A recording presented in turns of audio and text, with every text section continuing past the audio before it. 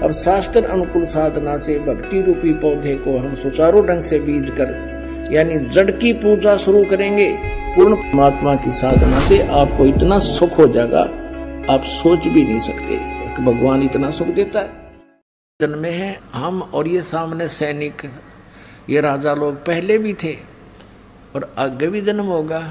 इसे सिद्ध हो गया कि गीता ज्ञान दाता की जन्म मृत्यु होती है, स्वयं स्वीकारा है।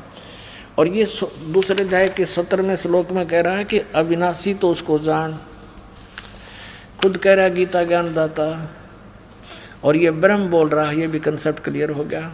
नाश रहित यानी अविनाशी तो उसको जान जिससे ये संपूर्ण जगत दृश्य वर्ग व्याप्त है, यानी जिसने सारे ब्रह्मांडों की रचना की है।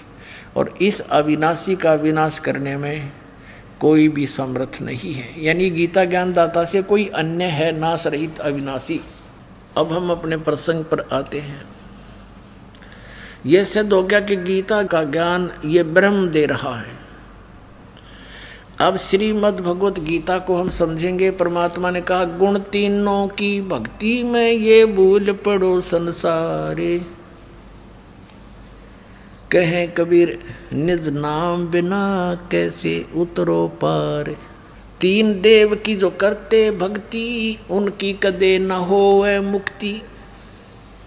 इन तीनों देवों की श्री ब्रह्मा श्री विष्णु श्री शिव जी की जो भक्ति करते हैं उनकी कभी मुक्ति नहीं हो सकती। ये स्वयं नाशवान है, इनकी जन्म मृत्यु होती है। थोड़ा सा और कंसेप्ट यहाँ क्लियर कर देते हैं। पुण्यात्माओं, ये तत्व ज्ञान का सूर्य उदय हो रहा है। अभी तक हमने अज्ञान अंधेरे में हम भटक रहे थे।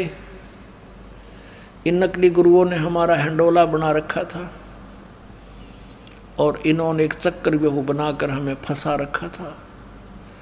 कबीर परमात्मा कहते हैं नौ मन सूत उलझिया ऋषि रहे जखमार, और सतगुरु ऐसा सुलझा दे भाई उलझे ना दूजी बार।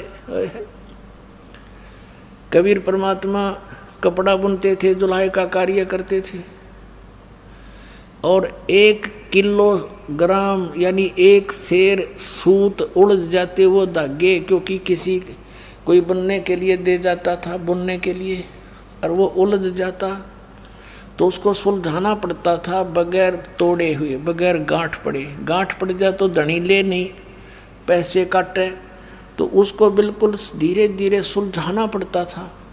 और 1 सेर सूत को सुलझाने में सारा दिन लग जाता उलझे हुए सूत में। और 9 मन, 1 मन में 40 किलो यानी 360 किलोग्राम सूत को सुलझाना उलझे हुए को। ओह, तो क्या बताते हैं कि ये आध्यात्मिक तत्व ज्ञान रूपी सूत इन अज्ञानियों ने इतना उलझा दिया था जैसे 9 मन सूत को उलझा कर डाल दे उलट पुलट करके। और कहते हैं 9 मन सूत उलझिया ऋषि रहे झकमार। इन ऋषियों का समझ में आई नहीं अभी तक। और सतगुरु ऐसा सुलझा दे उलझा ना दूजी बार। अब इस दास को परमात्मा ने भेज दिया सतगुरु बना के।